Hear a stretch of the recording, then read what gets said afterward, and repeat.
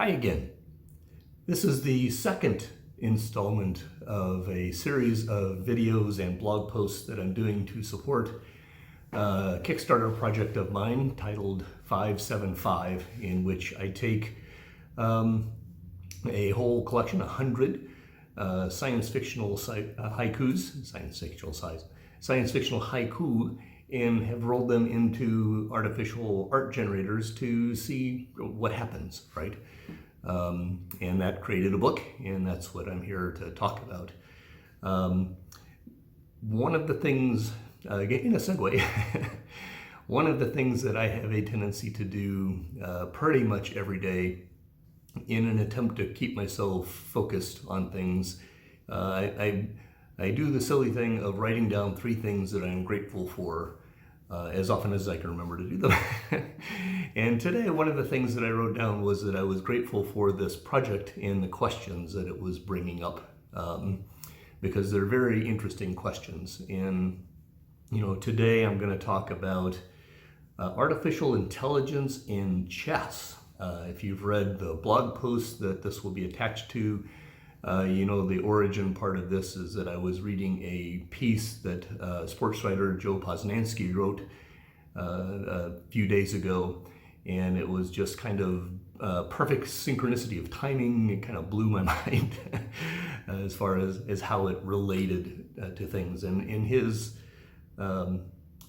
he's talking about Mittens the Cat, which is a AI persona who plays chess and is a very, very, very good chess player. Is unique in the sense that she is rated low, and so she's a ringer. But anyway, you should read that article. I'm not going to go through all of the details of it, but the bottom line is his supposition is that the artificial intelligence that is manifested in Mittens the Cat and several others has essentially broken the game of chess. Right? It's no longer the art form that it used to be, which of course makes my eyes go, ooh, okay, those are the kinds of things that I'm talking about in this frame, in this series of conversations, and touching upon, I guess, in the sense of the entire 575 project. Because what is art in that sense? It struck me as soon as he said it, chess is art. I went, yes, okay, that makes total sense. But if somebody were to tell me to describe art, chess is not something that would come straight to mind. Chess is a very structured, confined game, right? The opening move of chess, if you're the first player, you really only have 20 things you can do. There's no creativity amongst that. You can move your pawns up 2, you can move them up 1, you've got your knights you can jump out, and that makes 20 total moves. And depending on what move you make there, the following move you can make is constrained to only 28, maybe, depending on a few things, right? No more than 28 moves is where your second move is constrained to. And so, those are structural. A computer program can be actually defined to convey all of those moves, and every single position on the chessboard is like that. And so, by definition, chess is a discrete game. It feels like it's infinite because our brains can't capture that all, but it is actually definable, which is one of the reasons why chess AI, chess playing computer programs, and there's a difference, have been in existence since I was a kid, right? Since computers were first created, people were developing chess games, right? And I think that actually goes to the question of what is an AI versus a programmed algorithm. I keep hearing people say, computers only do what you program to do and them to do, and that is true, but not. Maybe I'll talk about that in another one of these post video combinations. But at the end of the day, compare chess to something that is more truly infinite in the sense of a sport, right? Which is a game that human beings play.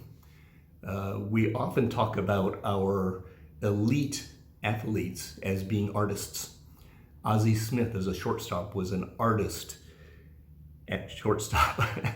Although we also called him the Wizard, or we'll hear Michael Jordan is a magician. Pele, who we recently lost, was a magical creature on the pitch.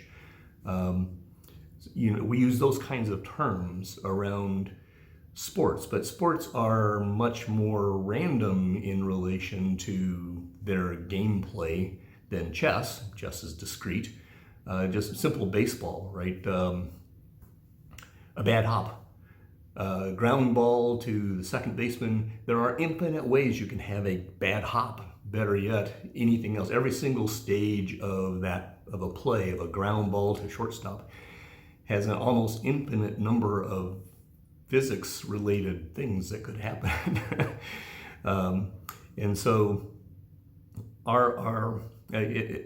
my thought pattern went through, right? What is art? Why do we use the term art for our athletes? Gale Sayers was a poet in motion as he ran. Barry Sanders is an artist in the way he did things, the way human beings talk about them. And I'm kind of rambling there, so I'll stop it. Because you go down the next level, right?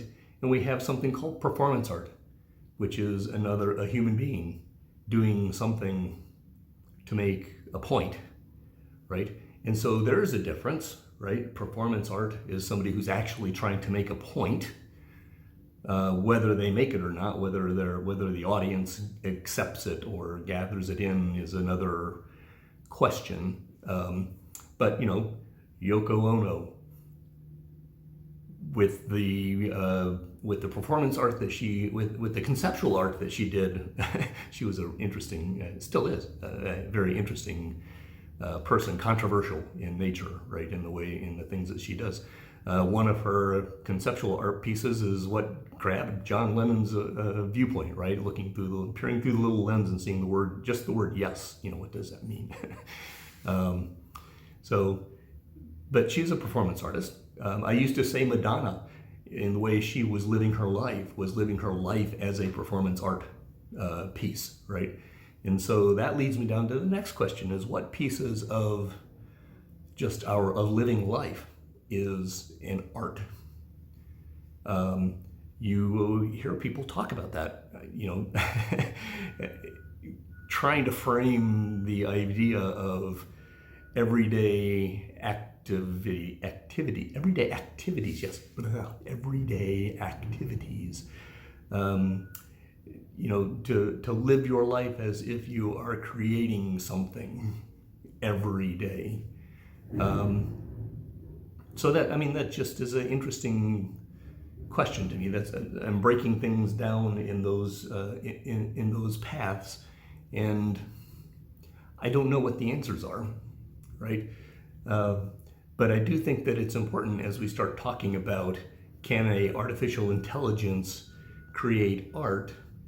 Well, how much of the activities that Ozzie Smith did at shortstop, or